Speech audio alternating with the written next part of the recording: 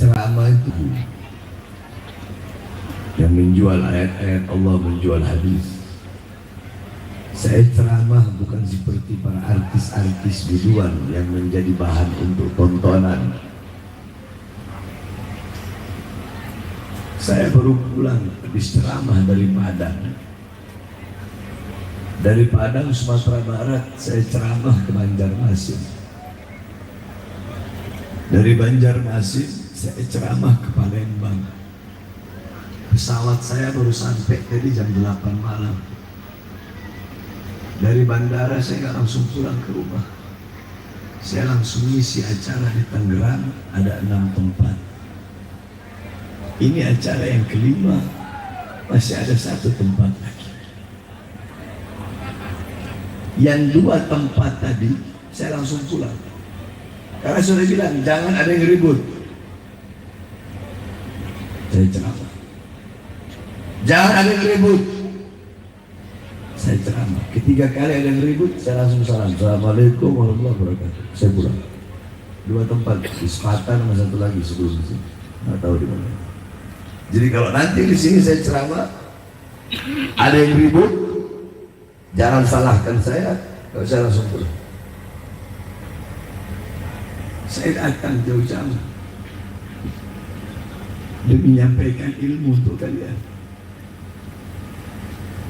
Oh Habib, kenapa kok kalau ada yang ribut Habib langsung pergi? Itu arogan. Itu enggak. Itu jadi pelajaran buat kalian. Takriman wa tasyrifan wa ta'liman wa tahiyatan lil ilm. Agar kalian bisa memuliakan, menghormati dan mengagungkan yang namanya ilmu. Paham? Janji nggak bakal ribut? Kalau ada yang ribut saya pulang. Udah 2 tempat soalnya tadi, saya pulang. Ada yang ribut, saya pulang. Paham? Karena masih ada 1 tempat lagi, jadi saya tidak akan lama, walaupun sedikit, insya Allah bermanfaat. Assalamualaikum warahmatullahi wabarakatuh.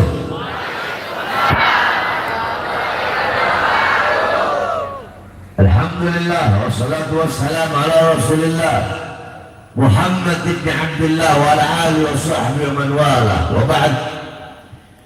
Yang saya cintai, yang saya muliakan, para alim ulama, para habaib, para kiai, para asatidz, para tokoh masyarakat, segenap aparat pemerintah, ormas-ormas, saudara-saudara saya dari Front Persaudaraan Islam, dari BPPKB Banten, dari Pemuda Pancasila, beserta ormas-ormas yang lain yang saya cintai, yang saya muliakan, segenap panitia peringatan Isra Mi'raj baginda Nabi besar Muhammad, beserta salam hormat, salam cinta saya untuk saudara-saudara hadirin hadirat, bapak-bapak, ibu-ibu, khususnya para pemuda-pemudi umat baginda Nabi besar Muhammad yang selalu dimuliakan oleh Allah. Saudara-saudara, kita duduk pada malam hari ini untuk mengenang satu peristiwa yang mulia, satu peristiwa yang agung, satu kejadian yang luar biasa, satu kejadian yang mulia, satu kejadian yang agung. Perjumpaan seorang hamba dengan Tuhannya, perjumpaan kekasih dengan kekasihnya, perjumpaan pecinta dengan yang dicinta, perjumpaan perindu dengan yang dirindu, yaitu perjumpaan Allah dengan baginda Nabi besar Muhammad yang kita kenal dengan peristiwa Isra Mi'raj. Nah, para ulama-ulama terdahulu, banyak daripada beliau-beliau itu yang ngarang kitab tentang Isra Mi'raj. Sehingga saya kalau menjelaskan Isra Mi'raj itu pasti berdasarkan kitab.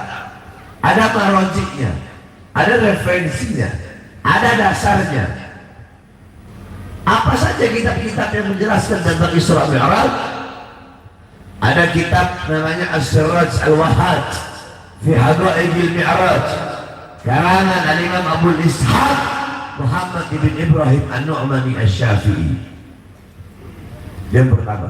Yang kedua ada kitab Al-Mi'raj karangan Al-Imam Abdul Karim Al-Qushairi. Ketiga ada kitab Ar-Risalah fil Mi'raj karangan Al-Imam Abu Hasan Ali bin Muhammad Al-Lakhmi. Keempat ada kitab Ayatul Kubra fi Syarah Qissatul Isra karangan Al-Imam As-Suyuti. Kelima ada kitab Al-Ayah Az-Zahimah Al-Bahirah fil Mi'raj Sayyidul Ahli Dunya wal Akhirah karangan Al-Imam Al-Hafidh Samsuddin Muhammad ibn Yusuf Asy-Syami Ad-Dimashqi. Keenam, satu lagi kitab beliau Al-Ayatul Bayyinat fil Mi'raj Sayyidul Ahli Ardi was Samawat. Yang ketujuh, kitab An-Nurul Wahhad fi Qissah Isra wal Mi'raj karangan Imam Ali Zainal Abidin bin Muhammad Al-Hadi Al-Barzanji. Yang kedelapan, kitab tersebut disyarahkan oleh cucunya, diberi nama kitab Tajul Ibtihaj ala Nuril Wahhad karangan Al-Imam Ja'far bin Ismail Al-Barzanji, pengarang Maulud Al-Barzanji. Yang kesembilan, ada kitab Qissatul Mi'raj karangan Imam As-Said Usman Syafa' bin Muhammad Syafa'. Yang kesepuluh, ada kitab namanya Afdalul Manhaj fi Isbat Isra wal Mi'raj karangan Al-Imam Al-Hafidh Abdullah bin Mustafa Al-Marahi. Yang ke-11 ada kitab Daw'us Siraj fi Fadli Rajab wa Qissah Al-Mi'raj karangan Al-Imam As-Said Muhammad Amin Al-Kurdi. Kalau daerah Jawa Barat, daerah Banten, dua daerah ini Jawa Barat sama Banten, pondok-pondok salaf, kiai-kiai salaf, santri-santri salafi, kalau bulan Rajab pasti mengkhatamkan kitab tersebut. Ngaji pasaran biasanya, nggak tahu gue di sini. Abu Yauci itu almarhum pasti itu dua kitab kalau bulan Rajab ngaji pasarannya. Daw'us Siraj Said Amin Al-Qurdi sama Hasyiah Ad-Dardir karangan Imam Ahmad Abil Barakat Ad-Dardir. Kemudian ada lagi kitab namanya Minhajus Syami Mukhtasar Mi'rajus Syami karangan Syekh Yusuf bin Ismail An-Nabhani. Kemudian ada kitab Nailul Muna wal Ghaya As-Sa'ul fil Mi'raj Sayyidi Mukhtar Ar-Rasul karangan Imam Muhammad bin Ja'far Al-Kattani. Kemudian kitab Al-Mi'raj An-Nabawiyah karangan Syekh Hasan Asy-Syati. Kemudian kitab Hulal Ad-Dibaj Al-Matrusah fil Isra wal Mi'raj karangan Imam Ahmad bin Muhammad Ar-Rahwani At-Tatwani. Kemudian ada lagi kitab namanya Mu'jizatul Kubra li Sayyidil Anbiya karangan Imam Syekh Nafi' Al-Jauhari. Kemudian ada kitab Yawaqit Taj Al-Wahhaj fil Isra wal Mi'raj karangan Imam Ahmad bin Muhammad Ar-Rahwani At-Tatwani. Kemudian ada kitab Al-Anwar Al-Mahiyah fil Mi'raj Khairil Bariyah karangan guru kami Abuya Imam besar Ahlus Sunnah wal Jamaah As-Sayyid Al-Habib Muhammad bin Alwi Al-Maliki Al-Hasani Al-Maki, dan masih banyak lagi kitab-kitab yang lain. Kalian pelajari kitab-kitab yang saya sebutkan tadi, maka kalian akan mendapatkan pemahaman yang jelas, yang rinci, yang benar tentang peristiwa dan kejadian Isra Mi'raj. Sebab kenapa? Sebab saudara-saudara, banyak ustadz, kiai, dai, penceramah zaman sekarang ini kalau menjelaskan Isra Mi'raj itu tanpa dasar ilmu, sesuka congornya. Contoh, ada ustadz, kiai, dai ceramah ngomong Isra Mi'raj, ngomongnya begini: saudara-saudara, Jibril turun bawa cawan terbuat dari emas yang berisi dari air, yang berisi air dari sorga, dibelah dada Nabi Muhammad, dikeluarkan hati Nabi, dibersihkan dari kotoran-kotoran, disucikan. Saya tanya, jawab semua yang keras, pernah atau tidak dengar penceramah ngomong seperti itu? Kurang keras. Pernah lo tidak? Pernah lo tidak? Kalau ada ustaz, kiai, habib, dai, penceramah, ulama menjelaskan Isra Mi'raj, ngomong seperti itu ustaz, itu kiai, itu ulama goblok. Saudara-saudara, sekarang coba kita pikir. Orang awam akan berpikir begini. Tisu. Udah gak usah tisu. Ini anggap aja tisu. Dibersihkan. Sesuatu yang dibersihkan berarti sebelumnya apa? Sebelumnya apa? Sebelumnya orang awam kan akan berpikir seperti itu kan. Makanya penceramah itu tugasnya memberikan ilmu, memberikan pemahaman yang sesuai kadar pendengar untuk menerima ilmu tersebut. Saudara-saudara, jangankan hati Nabi terlalu jauh. Dalam kitab Asy-Syifa karangan Imam Qathiyyah, darah Nabi suci, nanahnya Nabi suci, air kencingnya Nabi suci, kotoran Nabi suci, apalagi hati Nabi Muhammad. Kan begitu. Jawab yang keras. Darah Nabi apa? Kurang keras. Darah Nabi, air kencing Nabi, nanah Nabi, kotoran Nabi. Dalilnya apa? Ada dalam kitab Asy-Syifa. Kitab apa? Kitab apa? Asy-Syifa karangan Imam Qathiyyah. Buka itu kitab. Jadi ulama kok goblok, berani-beraninya mengatakan membersihkan hati Nabi dari kotoran-kotoran. Terus itu namanya apa? Itu namanya tajdid. Namanya apa? Tajdid apa? Anggap saya nggak ceramah, anggap saya lagi ngajar. Namanya apa? Tajdid. Tajdid itu memperbaharui. Ibu-ibu punya wudhu lagi, boleh nggak? Udah bersih, wudhu lagi, lebih bersih kan?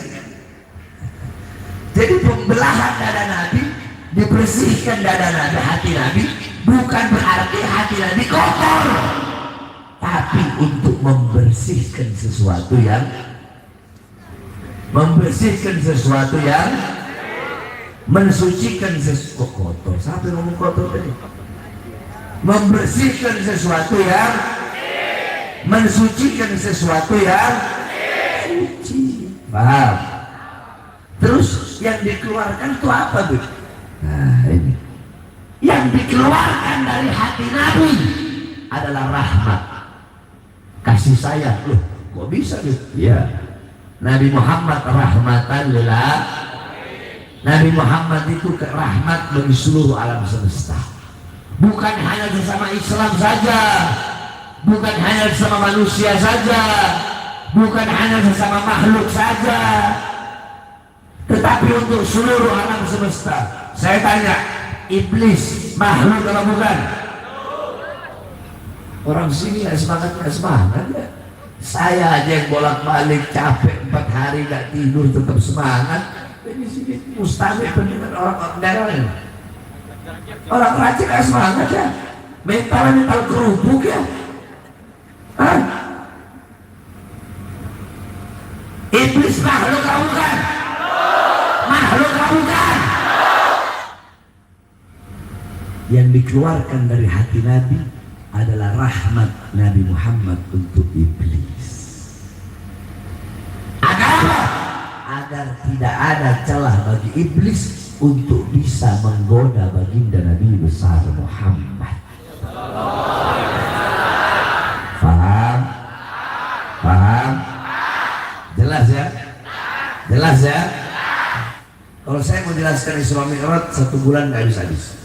Intinya Isra Mi'raj, Allah undang Nabi Muhammad untuk menerima satu perintah yang mulia, satu perintah yang agung, satu perintah yang suci, satu perintah yang penting, satu perintah yang utama, suatu perintah yang dimana ketika Allah memerintahkan perintah-perintah yang lain cukup melalui Al-Quran. Jawab.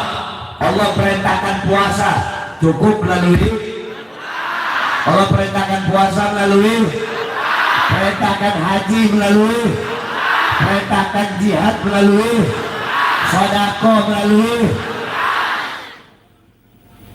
Tapi ketika Allah perintahkan perintah yang satu ini tidak cukup melalui Quran. Allah undang Nabi Muhammad untuk langsung menerima perintah tersebut karena begitu penting dan utamanya perintah tersebut. Contoh kayak saya kalau mau nyuruh, ya, kalau mau nyuruh pengawal-pengawal saya perintah-perintah yang biasa cukup lewat WhatsApp. Lu ke sono, inti ke sana, pergi ke sana, beli ini.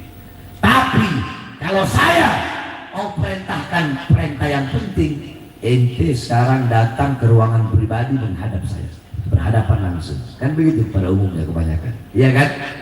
Iya kan? Nah, perintah yang satu ini langsung Allah undang Nabi Muhammad dalam keadaan sadar yaqdatan bil jasad war ruh. Jasadnya, ruhnya sadar, terjaga, berjumpa langsung dengan Allah untuk menerima perintah tersebut. Jawab semua yang keras. Apa perintahnya? Apa perintahnya? Apa perintahnya? Apa perintahnya? Sholat. Makanya jaga kau punya sholat, perhatikan kau punya sholat, utamakan kau punya sholat, dahulukan kau punya sholat. As-sholatu ra'sul ibadah. Sholat itu kepalanya ibadah. Ayo kita ngaji bareng-bareng. Semua ikuti saya. Bismillahirrahmanirrahim. As-sholatu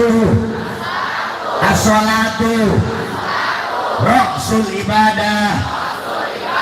As-sholatu ra'sul ibadah. Baca 3 kali. 1, 2, 3.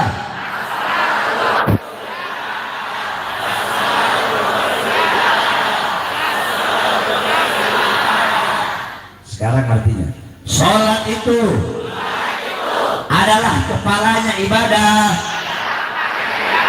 Sholat itu adalah kepalanya ibadah. Sholat itu adalah kepalanya ibadah. Baca artinya. 1, 2, 3.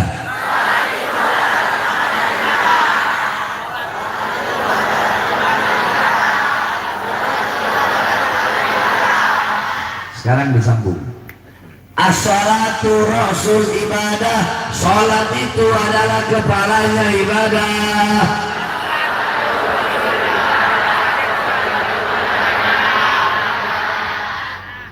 Baca setiap satu hadis tadi 3 kali pakai bismillah ya. Contoh gini. Bismillahirrahmanirrahim. As-sholatu ra'sul ibadah. Sholat itu kepalanya ibadah. Bismillahirrahmanirrahim. As-sholatu ra'sul ibadah. Sholat itu kepalanya ibadah. Ayo baca. 1 yang keras. 1, 2, 3. Bismillah.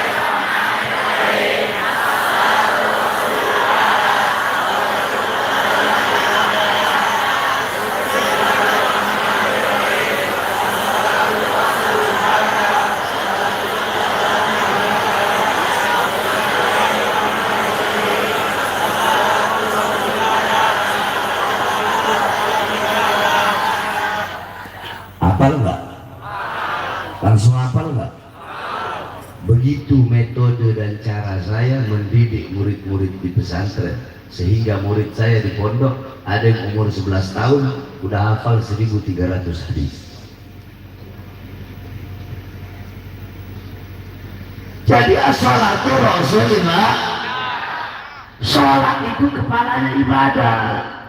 Amal ibadah yang lain itu ekor. Saya tanya, ekor ikut kepala atau kepala ikut ekor? Berarti amal ibadah yang lain mengikuti sholat. Berarti kalau kau punya sholat baik, sholatmu bagus, sholatmu sempurna, maka seluruh amal ibadahmu bakal bagus, bakal baik, bakal sempurna walaupun amal ibadahmu sedikit. Paham? Tetapi kalau sholatmu rusak, sholatmu bolong-bolong, sholatmu hancur, sholatmu tidak sempurna, maka seluruh amal ibadahmu bakal rusak, bakal hancur walaupun amal ibadahmu banyak. Sebab kenapa? Tolak ukur yang menentukan baik buruknya ibadah itu adalah sholat. Ikuti saya. Tolak ukur. Yang keras semangat. Tolak ukur yang menentukan baik buruknya ibadah adalah sholat. Paham? Jadi kalau orang sholatnya sempurna, semua ibadahnya bakal sempurna. Kalau orang sholatnya rusak, semua ibadahnya bakal rusak. Sholat yang menentukan bahagia atau susahmu dunia akhirat. Sholat yang menentukan engkau selamat atau celaka dunia dan akhirat. Sholat yang menentukan engkau beruntung atau rugi dunia dan akhirat. Sholat yang menentukan engkau mati dalam keadaan baik atau mati dalam keadaan buruk. Sholat yang menentukan dalam kubur kau akan diazab atau dikasih rahmat. Sholat yang menentukan engkau dibangkitkan dalam keadaan baik atau dibangkitkan dalam keadaan buruk. Sholat yang menentukan di padang mahsyar engkau akan dinaungi dengan cahaya Allah atau tenggelam dalam lautan keringatmu sendiri. Sholat yang menentukan di hari pertimbangan amal timbanganmu berat ke kanan atau berat. Sholat yang menentukan di yaumul hisab, di hari perhitungan engkau akan menerima catatan dari sebelah kanan atau dari sebelah. Sholat yang menentukan ketika melewati jembatan Shiratal Mustaqim kau akan selamat atau kau akan jatuh dan celaka. Sholat yang menentukan surgamu atau neraka. Makanya ibu bapak jaga sholat, perhatikan sholat. Beb, saya nggak bisa sholat jamaah, nggak bisa sholat jamaah, sholat sendiri. Beb, nggak bisa sholat di masjid, sholat di rumah. Beb, nggak bisa sholat awal waktu, sholat tengah waktu. Beb, nggak bisa sholat tengah waktu, sholat akhir waktu. Beb, nggak bisa sholat berdiri, sholat duduk. Beb, nggak bisa sholat duduk, sholat di. Yang penting jangan tinggalkan. Jangan tinggalkan. Ada seekor babi. Seekor apa? Ini babi ngomong, ana syarrud dabbah. Saya binatang paling buruk, binatang paling hina. Akan tetapi sehina-hinanya saya, sebejat-bejatnya saya, senajis-najisnya saya masih punya iman kepada Allah. Sehina-hinanya saya, setidaknya saya masih lebih mulia daripada orang yang meninggalkan sholat 5 waktu dengan sengaja. Bayangkan. Berarti jawab, kalau ada yang meninggalkan sholat 5 waktu dengan sengaja, itu orang apa? Kurang keras apa? Apa? RT nggak sholat, RT apa? RW nggak sholat, RW apa? Lurah nggak sholat, lurah apa? Kepala desa nggak sholat, kepala desa apa? Camat nggak sholat, camat apa? Bupati nggak sholat, bupati apa? Wali kota nggak sholat, wali kota apa? Gubernur nggak sholat, gubernur apa? Menteri nggak sholat, menteri apa? Presiden nggak sholat, presiden apa? Polisi nggak sholat, polisi apa? Tentara nggak sholat, tentara apa? Ustadz nggak sholat, ustadz apa? Kiai nggak sholat, kiai apa? Habib nggak sholat, habib apa? Santri nggak sholat, santri apa? Orang tua nggak sholat, orang tua apa? Anak nggak sholat, anak apa? Suami nggak sholat, suami apa? Istri nggak sholat, istri apa? Ormas nggak sholat, ormas apa? bukan babi, lebih babi dari babi. Paham? Mau jadi lebih babi dari babi. Makanya jaga mau lu mau ente bajingan, mau ente bangsat, mau ente preman, jaga paham? Jaga kau punya perhatikan kau punya sholat, jaga betul-betul. Saudara-saudara, coba kau lihat orang-orang zaman sekarang di masjid-masjid, di musola-musola, di surau-surau terdengar hayya 'alas shalah, hayya 'alas shalah, panggilan Allah, ayo sholat. Kalian yang dagang, tutup dulu dagangannya. Kamu yang punya toko, tutup dulu tokonya. Kalian yang usaha, berhenti dulu usahanya. Kalian yang sibuk dengan urusan dunia, berhenti dulu. Ayo kembali kepada aku, sembah aku, ibadah sesaat saja. Tetapi panggilan Allah hayya 'alas shalah mereka abaikan. Mereka mengabaikan panggilan Allah dan lebih memilih panggilan perutnya.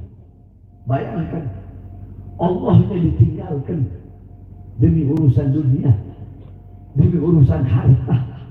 Padahal Allah yang kasih kalian makan, Allah yang kasih kalian rezeki, Allah yang kasih kalian kehidupan, tapi kalian tinggalkan Allah demi urusan perut kalian. Kalau ada orang seperti itu, maka harga diri kalian, nilai kalian sama seperti dengan sesuatu yang keluar dari perut kalian. Kalau orang hidup cuma tujuannya perut, maka nilainya sama dengan sesuatu yang keluar dari perutnya. Ini yang terjadi. Makanya anak muda, pemuda-pemudi Islam, as-salatu imaduddin, sholat tiangnya agama.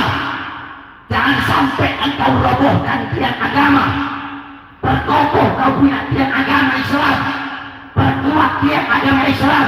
Dengan apa? Dengan meramaikan masjid-masjidmu, meramaikan musola-musolamu.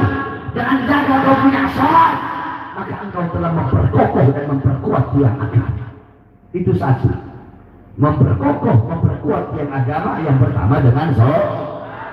Yang kedua, dengan amar ma'ruf nahi munkar. Sampaikan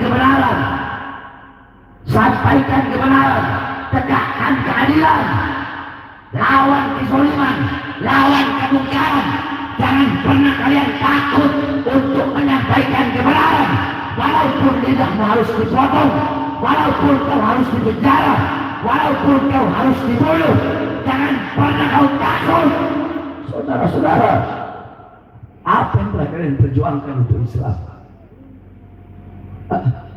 Apa yang telah kalian korbankan untuk agama, untuk Islam, untuk bangsa, untuk rakyat? Saya tanya, pernah kalian diborgol tangannya, diborgol perutnya, diborgol kakinya? Pernah? Pernah? Pernah dipenjara 9 kali? Pernah berada dalam sel yang cuma 1 meter, panjangnya 1,5 meter? Pernah? Pernah di tol ada upaya percobaan pembunuhan, ditembak kaca mobil kalian? Pernah ada upaya pembunuhan kalian untuk diracun? Pernah?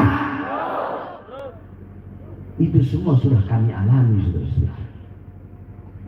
Habib Rizik di masa tuanya organisasinya dibubarkan. 6 laskarnya, 6 pengawalnya, 6 muridnya dibantai dengan keji, dibunuh, ditembak mati. Nyawanya, jiwa 6 laskar tersebut beliau korbankan demi anak cucu Rasulullah. Nabi Muhammad. Apa yang telah kalian korbankan untuk Islam, untuk bangsa, untuk negara? Di masa tua Habib Rizik di penjara, kasusnya nggak masuk akal. Saya berkali-kali masuk. 2004 saya masuk, 2009 saya masuk kasus kota, saya hancur di diskotik. 2010 saya masuk kasus Mbah Priuk, Tanjung Priuk. Kasus 2011 saya masuk lagi, kasus Ahmadiyah. 2012 saya masuk lagi, kasus Demos. 2018 saya masuk lagi, kasus Habib palsu. 2020 saya masuk, tapi 2020 bebas. Siang bebas, malam ceramah, besoknya ditahan, langsung dibawa ke Nusa Kambangan, diborgol tangan, perut, dan kaki saya. Cukup sampai situ tidak? 2021 saya bebas, 2021 bebas, akhir 2022 awal, belum sampai 1 bulan bebas, udah ditahan lagi. Baru bebas saya 5 bulan yang lalu. Kenapa? Yang terakhir bisa ditahan karena ceramah saya membela 6 laskar yang wafat tersebut. Saya tanya, 6 laskar itu rakyat bukan? Rakyat bukan? Rakyat bukan? Terus kenapa Habib Rizik saya? Kenapa kami dipenjara berkali-kali? Kenapa kami dihina, dicaci, dimaki, difitnah? Kenapa kami berkali-kali ada upaya percobaan pembunuhan kepada kami? Kenapa? Saya tanya, jawab. Apakah kami penjahat? Penjahat? Biadab? Bajingan? Koruptor? Maling uang rakyat? Maling uang rakyat? Nyolong uang rakyat? Jual aset negara? Terus kenapa? Satu jawabannya, karena di dalam tubuh kami mengalir darah suci kakek kami Rasulullah SAW. Di dalam tubuh kami mengalir darah pejuang, darah keberanian. Karena kami para habaib, para anak cucu Rasulullah, karena kami yang berada di barisan paling depan, rela hancur, rela binasa demi bangsa dan rakyat Indonesia. Kalian bayangkan, saya siang bebas, malam ceramah, besoknya ditahan dengan alasan ceramahnya provokasi, ceramahnya meresahkan. Pertanyaannya, apa isi ceramahnya? Mau tahu? Mau tahu? Waktu itu awal-awal corona, saya bebas dari penjara, saya ceramah. Saya bilang, wahai presiden, wahai pejabat, wahai aparat, wahai pemerintah, di masa corona ini rakyat kalian kurung dalam rumah, tapi tidak kalian penuhi kebutuhan pokoknya. Salah atau tidak saya ngomong begini? Salah atau tidak? Itu dibilang provokasi. Itu provokasi. Provokasi. Katanya meresahkan, itu meresahkan masyarakat. Masyarakat mana yang resah? Yang ada masyarakat senang karena merasa terwakili. Saya tanya, merasa terwakili apa tidak? Merasa apa tidak? Merasa apa tidak? Terus kalau itu bukan provokasi, kalau itu bukan meresahkan, yang goblok saya apa mereka? Saya apa mereka? Yang biadab saya apa mereka? Yang bajingan saya apa mereka? Cukup sampai situ? Enggak cukup. Saya bilang, wahai pemerintah, wahai pejabat, perusahaan-perusahaan asing, mal-mal, toko-toko besar milik asing tetap buka di masa corona, tapi warung-warung kecil milik pribumi Indonesia kalian paksa untuk tutup. Salah saya ngomong seperti itu? Salah? Provokasi itu? Meresahkan?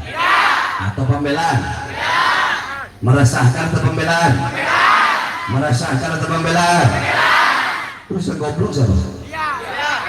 Yang goblok siapa? Yang goblok itu yang ngomong meresahkan. Yang goblok itu yang ngomong kalau itu provokasi. Betul? Kan saya udah bilang, lidah saya kayak alkohol. Alkohol, saya tanya, alkohol kalau kena kulit nggak ada luka, adem nggak? Dingin nggak? Tapi kalau ada luka kena alkohol, perih nggak? Perih nggak? Sakit nggak? Kalau pejabat aparat pemerintah yang lurus, yang lempeng, saya mau ngomong apapun ya mereka adem-adem saja karena tidak ada luka. Betul. Tapi kalau yang ada luka, yang hatinya rusak, yang hatinya nggak benar, yang tujuannya nggak benar, kena lidah saya, sakitnya sampai ke dalam hati. Makanya bagaimana caranya Habib Bahar harus masuk penjara. Terus dipikir kita kapok kali masuk penjara. Penjara yang kalian anggap menakutkan bagi saya permainan, saudara-saudara. Penjara yang kalian anggap neraka bagi saya adalah surga. Jiwa saya jiwa pejuang. Dimanapun diletakkan tetap saya akan bertahan. Tidak peduli seberapa besar siksaan, ancaman, hukuman, tetap saya akan tegak berdiri. Tidak akan pernah tunduk kepada kezaliman. Singa tetaplah singa dimanapun dia berada. Emas tetaplah emas dimanapun ia diletakkan. Batu hitam tetaplah batu hitam walaupun berada dalam istana, saudara-saudara. Yang ketiga saya sampaikan, wahai pemerintah, berapa banyak pengangguran anak-anak muda Indonesia yang tidak punya pekerjaan di masa corona. Tapi kenapa di masa corona tenaga kerja asing dari Cina tetap kalian kirim terus ke daerah Morowali, Sulawesi? Salah saya ngomong seperti ini? Salah? Salah? Provokasi? Meresahkan? Meresahkan? Atau pembelaan? Siapa yang saya bela? Siapa yang saya bela? Ada saya bela diri saya sendiri? Ada saya bela keluarga saya? Anak cucu saya? Kelompok saya? Murid saya? Siapa yang saya bela? Siapa yang saya bela? Siapa yang saya bela? Rakyat yang susah, rakyat yang menderita, rakyat yang kelaparan, rakyat yang kehausan, rakyat yang tidak disejahterakan, rakyat yang tidak dimakmurkan, rakyat yang dibohongi, rakyat yang dicurangi. Saudara-saudara, saya bersumpah demi Allah, saya tidak akan pernah bungkam, tidak akan pernah diam selama kedua mata saya masih melihat kesengsaraan rakyat, penderitaan rakyat. Maka selama itu saya Bahar bin Smith demi bangsa, demi rakyat, demi NKRI, demi Pancasila, demi Bhinneka Tunggal Ika, demi NKRI, demi Merah Putih, demi Pancasila, demi Bhinneka Tunggal Ika, demi bangsa, demi rakyat. Jangankan hanya di penjara, nyawa saya, jiwa saya, darah saya murah harganya untuk tumpah, saudara-saudara. Allahu Akbar. Allahu Akbar. Allahu Akbar. Masyarakat Raja siap hancur di Indonesia, siap mati di NKRI, siap binasa demi Pancasila, siap binasa demi Bhinneka Tunggal Ika. Allahu Akbar. Indonesia merdeka. Merdeka. Merdeka. Indonesia harus merdeka daripada pengkhianat bangsa. Betul. Indonesia harus merdeka dari pelacur-pelacur berdasi yang menjual bangsa, negara, rakyat, aset-aset negara demi kepentingan partai dan politiknya. Saudara-saudara, pejabat sekarang kebanyakan, nggak semua, butuh sama rakyat kalau ada maunya doang. Bener? Mau pencalonan, butuh sama rakyat, butuh sama ormas, butuh sama masjid, butuh sama musola, butuh majelis taklim. Saya berjanji mensejahterakan rakyat, saya berjanji memakmurkan rakyat. Tetapi setelah jadi, yang makmur bukan rakyat, yang sejahtera bukan rakyat, yang makmur partainya, yang sejahtera politiknya sendiri. Kita rakyat Indonesia menjadi budak di negara, di tanah air kita sendiri, saudara. Betul? Makanya saya sampai deh kalian para pejabat, para pemerintah jangan sombong sama pangkat. Jangan sombong sama jabatan.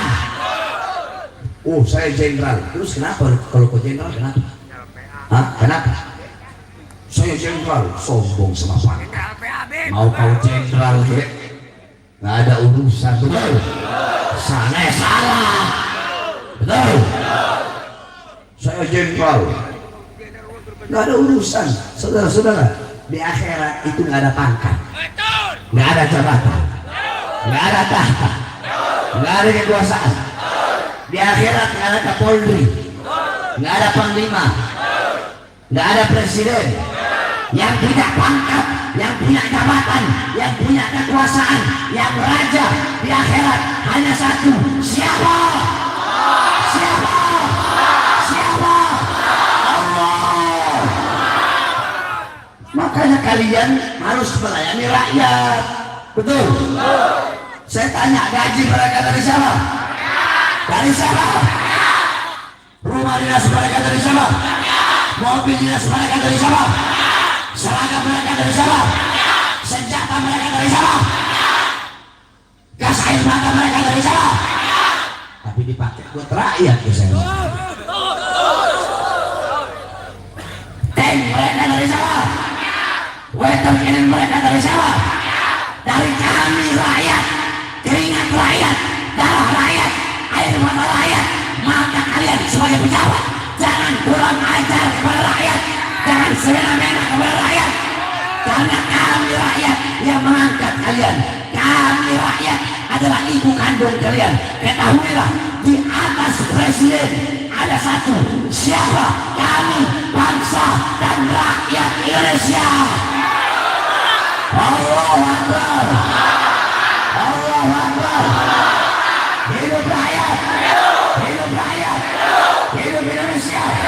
Hidup NKRI. Hidup Islam. Allahu Akbar. Kita doakan mudah-mudahan para pejabat itu pejabat yang baik, taat, amanat, patuh, tunduk kepada Allah. Amin amin ya rabbal. Tapi alhamdulillah, sekarang setiap saya hadir ceramah itu pasti ada Kapolseknya hadir dan Ramilnya ikut hadir. Di sini mana nggak hadir Kapolsek? Hadir, alhamdulillah. Mudah-mudahan Kapolseknya jadi Kapolres. Saya mengapresiasi bagi anggota kepolisian dan anggota TNI yang hadir di majelis-majelis seperti ini. Nah, orang-orang seperti beliau-beliau itu harus kita doakan naik pangkat. Kenapa? Karena kalau kursi kekuasaan tidak diduduki oleh orang-orang yang baik, maka akan diduduki oleh orang-orang yang jahat. Ya, saya perhatikan setiap saya ceramah, alhamdulillah sekarang dan walinya ada keamanan. Makanya saya berterima kasih Bapak-bapak kepolisian, Bapak-bapak dari TNI yang telah menjaga keamanan acara ini, ormas-ormas PP, BPKB, khususnya Front Persatuan Islam yang telah menjaga acara ini, ya, hingga acara aman, damai, tentram. Kita doakan mudah-mudahan negara kita jadi negara yang aman, sentosa, damai, sejahtera. Kita yang Islam disatukan dengan satu, yaitu agama. Saudara-saudara kita di luar Islam, yang Nasrani, yang Katolik, yang Buddha, yang Hindu, walaupun bukan satu agama, tapi kita disatukan dengan satu kesatuan. Apa itu? Negara Kesatuan Republik Indonesia. Betul. Jadi apapun agamanya, apapun rasnya, apapun warna kulitnya, apapun sukunya, kita semua harus bersatu, berjuang sama-sama untuk membela negara yang kita cintai ini, yaitu Negara Kesatuan Republik Indonesia. Sebelum saya tutup, saudara-saudara, saya sedang bangun pondok pesantren.